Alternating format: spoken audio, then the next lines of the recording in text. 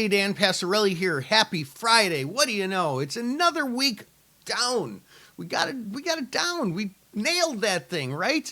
The stock market nailed that thing too. Take a look at this chart here. We have the SPY closing not at an all-time high, but holy cow, it was a solid March from exactly 2 weeks ago. We jumped up, gapped up above the 50-day moving average. That was a day after we crossed the 21-day moving average. When I say gap, though, we did leave a gap. Maybe that gap could get filled. RSI, not in overbought territory, but showing a strong trend. And let's talk about the fundamentals.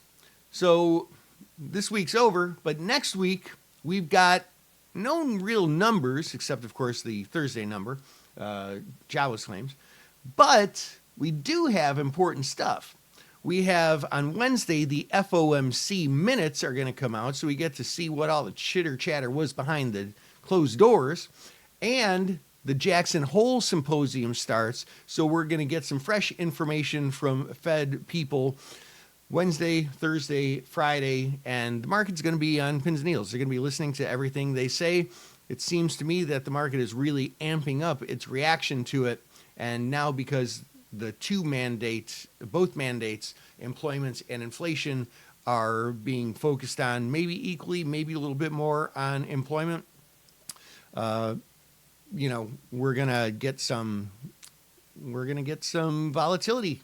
Now, speaking of volatility, I've been saying I expect more volatility. I've been saying that all week. But the VIX dropped down to 1480. Let's look at a chart of the VIX. So the VIX, actual VIX, is down kind of, like we had this big spike a couple weeks ago. But now, we're sitting down. I don't really look at moving averages when it comes to VIX. But, we're kind of sitting in that range unless and until it picks up. So anyway, that's what we got on tap for next week. That's how I see the market. I hope that helps. This is Dan Passarelli. Have yourself a great weekend.